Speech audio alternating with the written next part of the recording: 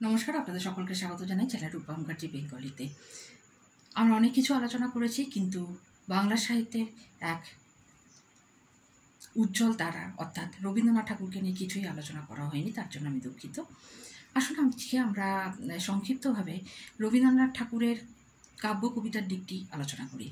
সময়কাল 1861 থেকে 1941, অর্থাৎ রবীন্দ্রনাথের জীবনের সময়কাল। রবীন্দ্রনাথ ঠাকুরের কাব্যজীবনকে কয়টি পর্বে ভাগ করা যায়? 7টি পর্বে। সেগুলি হলো সূচনা পর্ব, উন্মেষ পর্ব, ঐশ্বর্য পর্ব, অন্তর্বর্তী পর্ব, গীতাঞ্জলি পর্ব, বলাকা পর্ব, অন্তঃপর্ব। সূচনা পর্ব কোন সময়কে আখ্যা দেওয়া যায়? এ পর্বে গ্রন্থগুলি কি কি? রবীন্দ্র কাব্য পরিক্রমায় প্রথম 6 বছরকে শৈশব বা সূচনা পর্ব আখ্যা দেওয়া হয়। 1878 থেকে 1884 খ্রিস্টাব্দের মধ্যেই এই রাবীন্দ্রিক সূচনা পর্বের পূর্ণ বিকাশ। এই পর্বের গ্রন্থগুলি হল কবি কাহিনী, বনফুল, ভগ্ন হৃদয়, রুদ্রচন্দ্র, কালমৃগয়া, বাল্মীকি প্রতিভা, শৈশব সঙ্গীত। রবীন্দ্র কাব্যের উন্মেষ পর্ব কোন সময়কে বলা যায়? সেই সময়কার কাব্যগুলি লেখ্য। উন্মেষ পর্বের সময়সীমা ছিল মাত্র 4 বছর, 1882 থেকে 1886 খ্রিস্টাব্দ। এই 4 বছরে রবীন্দ্রনাথ রচনা করেন সন্ধ্যা সঙ্গীত, প্রভাত সঙ্গীত, ছবি ও গান, ভানুসিংহ ঠাকুরের পদাবলী, কড়ি ও কোমল। উন্মেষ পর্বের কবিতার বৈশিষ্ট্য কী? উন্মেষ পর্বের কবিতার মধ্যে দেখা যায় যে কবি প্রথম রোম্যান্টিক মহাকাশ সঞ্চালন পরিত্যাগ করে পৃথিবীর মাটিতে নেমে এলেন। এই পর্ব থেকেই রবীন্দ্রনাথ অস্ফুটভাবে ও তরল আবেগের পিচ্ছিল পথ ছেড়ে স্বকীয় ভাবভাবনার মধ্যে সর্বপ্রথম প্রতিষ্ঠিত হলেন।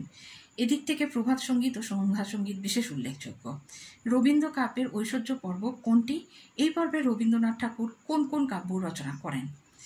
রাবীন্দ্রিক ঐশ্বর্য পর্বের সময়সীমা ছিল 6 বৎসর কাল। এই সমকালীন গ্রন্থগুলি হল মানসী, সোনাত্তরী, চিত্রা, চৈতালি। এই পর্বের সময়সীমা ছিল 1890 থেকে 1896 খ্রিস্টাব্দ পর্যন্ত। ঐশ্বর্য পর্বকে সর্বশ্রেষ্ঠ বলার কারণ কি? ঐশ্বর্য পর্বে কবির অতি প্রসিদ্ধ কাব্যের অনেকগুলি প্রকাশিত হয়। শিল্পরূপ, আবেগ, রোম্যান্টিকতা ও গভীর প্রত্যয়ের এমন সমন্বয় অন্য পর্বে এতটা হয়নি, এবং সেই সঙ্গে এই পর্বের কবিতাতেও বিশ্বভাবনা যুক্ত হয়েছে, তাই ঐশ্বর্য পর্বকে বলা হয়ে থাকে সর্বশ্রেষ্ঠ পর্যায়। রবীন্দ্র কাব্যের অন্তর্বর্তী পর্বের সময়সীমা ও রচনাগুলি কি কি? রাবীন্দ্রিক অন্তর্বর্তী পর্বের সময়সীমা ছিল 10 বৎসর। এই পর্বের কাব্যগ্রন্থগুলি হল কথা ও কাহিনী, কল্পনা, খনিকা, নৈবেদ্য, স্মরণ, শিশু, খেয়া, উৎসর্গ, কণিকা। অন্তর্বর্তী কাব্যে কি বৈশিষ্ট্য লক্ষ্য করা যায়? কবি ঐশ্বর্য পর্বের চৈতালিতে যে ভারত আবিষ্কার করেছিলেন, এই পর্বের কল্পনায় সেই প্রাচীন ভারতের আত্মাকে খুঁজে পেয়েছেন। খনিকায় কবি মনন অন্তরের আস্বাদ পেয়েছে ঈশ্বর উপলব্ধির মাধ্যমে। রবীন্দ্রনাথের কোন কাব্যগ্রন্থে গতিলক্ষণ মেলে? এই কাব্যের প্রধান কবিতাগুলি কি কি? ফরাসি দার্শনিক বার্গাস বা উপনিষদের চরৈবতী তত্ত্বের প্রভাব বলাকা কাব্যে দেখা যায়। এই কাব্যের বিখ্যাত কবিতাগুলি হল চঞ্চলা, বলাকা, শাহজাহান। রবীন্দ্রনাথ ঠাকুরের মানসী কাব্যগ্রন্থের মূল ভাববস্তু কি? মানসী কাব্যে কবি মর্তকেন্দ্রিক বাসনাবদ্ধতা থেকে মুক্ত হয়ে অনাদিকালের হৃদয় উৎস থেকে প্রবাহিত যুগল প্রেমের স্রোতে ভেসে গেছেন, এবং আশা দিয়ে, ভাষা দিয়ে, তাহে ভালোবাসা দিয়ে গড়ি তুলি মানস প্রতিমা। একথা বলে দ্বন্দ্ব বিক্ষোভের জগৎ থেকে বিদায় চেয়েছেন এবং প্রেমকে ইন্দ্রিয় বাসনা থেকে মুক্ত করতে চেয়েছেন। সোনাত্তরী কাব্যের মূল উপজীব্য কি? সোনাত্তরী রবীন্দ্র কবি জীবনের এক বিশেষ প্রতীক বলে গৃহীত হতে পারে। এই কাব্যে নিসর্গের অপূর্ব মাধুরী ব্যক্তি মানুষের সঙ্গে একীভূত হয়ে গেছে। কবি সুদূর অতীত থেকে অনাগত ভবিষ্যতের মধ্যে নিজ জীবন প্রবাহকে অঙ্গীভূত করে উপলব্ধি করেছেন। চিত্রা কাব্যগ্রন্থে কি বিশিষ্টতা দেখা যায়? 1896 খ্রিস্টাব্দে প্রকাশিত চিত্রা রবীন্দ্রনাথের সবচেয়ে পরিণত মানস কাব্য। রবীন্দ্রনাথের উৎকৃষ্ট কবিতাগুলি এই কাব্যের বিশেষ সম্পদ। এখানে মানস সুন্দরী ও জীবন দেবতার তত্ত্ব একটা পরিপূর্ণ সমন্বয় ও ঐক্যের মধ্যে মিলিত হয়েছে। এ কাব্যের জীবন দেবতা বিষয়ক কবিতাগুলি হল চিত্রা, জীবন দেবতা, অন্তর্যামী, সিন্ধুপারে।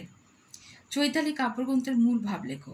পরিপূর্ণ জীবনের আনন্দ, ঐশ্বর্য, খণ্ড ও প্রত্যহকে অখণ্ড অন্তরের সঙ্গে গেঁথে তুলবার ইচ্ছা ও প্রাচীন ও পুরাতন ভারতবর্ষের মধ্যে মানস পরিক্রমা গাঢ়বদ্ধ সনেটের মাধ্যমে চমৎকারভাবে ফুটে উঠেছে।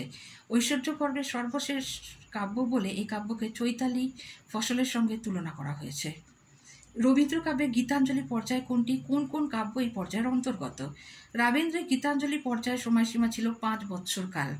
এই পর্যায়ের কাব্যগ্রন্থি হল গীতাঞ্জলি, গীতিমাল্য ও গীতালি।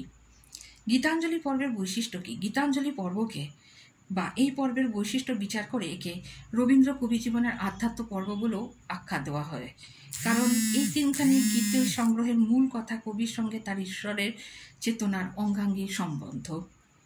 রবীন্দ্রনাথের বলাকা পর্ব কোনটি? এই পর্বের কাব্যগ্রন্থগুলির নাম কি? রবীন্দ্রনাথের জীবনের সর্বশেষ পরিণত ও পরিপক্ক পর্বকে আমরা বলাকা পর্ব বলে অভিহিত করে থাকি। এই পর্বের সময়সীমা ছিল 13 বৎসরকাল। এই সময় পর্বে তিনি রচনা করেছেন বলাকা, পূরবী, মহুয়া।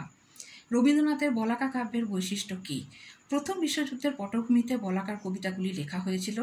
রবীন্দ্রনাথ বলাকার কবিতাগুলিতে সকল জড়ত্বকে ন্যাস্যাৎ করে দিয়ে গতিতত্ত্বকে কাব্যসত্য করে তুলেছেন। কবি তার নূতন উপলব্ধি অনুযায়ী তার প্রকাশের ভাষা ছন্দকেও নতুনভাবে নির্মাণ করেছেন। বলাকার মধ্যে কবি বিইং ও বিকামিংয়ের অদ্ভুত সাদৃশ্য লক্ষ্য করেছেন। উপনিষদের চরৈবতী ও ফরাসি দার্শনিক বেগার্সের এলেন ভাইটাল তত্ত্ব দ্বারা তিনি এ পর্বে প্রভাবিত হয়েছিলেন। রবীন্দ্রনাথের অন্তঃপর্বের সময়সীমা ও রচিত কাব্যগ্রন্থগুলি কি কি? রাবীন্দ্রিক অন্তঃপর্বের সময়সীমা ছিল 12 বৎসরকাল। এই সময়ের অন্তর্গত কাব্যগুলি হল পুনশ্চ, বিচিত্রা, শেষ সপ্তক, বিথিকা, পত্রপুর, শ্যামলী, প্রান্তিক, সেঁজুতি, আকাশপ্রদীপ, নবজাতক, সানাই, রোগশয্যায়, আরোগ্য, জন্মদিনে। রবীন্দ্রনাথের মৃত্যুর পর কোন কোন কাব্য প্রকাশিত হয়? রবীন্দ্রনাথের জীবত অবস্থায় প্রকাশিত শেষ কাব্যগ্রন্থ জন্মদিনে। তার মৃত্যুর পর কবির শেষ শিল্পসত্তার চিহ্নস্বরূপ প্রকাশিত হয় শেষ লেখা 1941 ও ছড়া 1943। এই ছিল রবীন্দ্রনাথকে নিয়ে, তার কাব্যজীবনকে নিয়ে আলোচনার একটি সারমর্ম। আমরা পরবর্তী অধ্যায়ে রবীন্দ্রনাথের প্রবন্ধ, রবীন্দ্রনাথের উপন্যাস, ছোট গল্প সবকিছুই তাড়াতাড়ি আলোচনা করার চেষ্টা করব, যাতে পরীক্ষার আগে আপনাদের কিছুটা হলেও অন্তত একটু সুবিধা হয়। দেখতে থাকুন, শুনতে থাকুন আর পড়তে থাকুন। আপনাদের পরীক্ষার জন্য আমার আন্তরিক শুভকামনা রইল। এই বিষয় সম্পর্কিত কিছু প্রশ্ন থাকলে অবশ্যই কমেন্টসের মাধ্যমে করতে পারেন। চ্যানেল সাবস্ক্রাইব করতে ভুলবেন না নতুন নতুন আপডেটস পাওয়ার জন্য। দেখা হচ্ছে পরের ভিডিওতে। ধন্যবাদ, নমস্কার।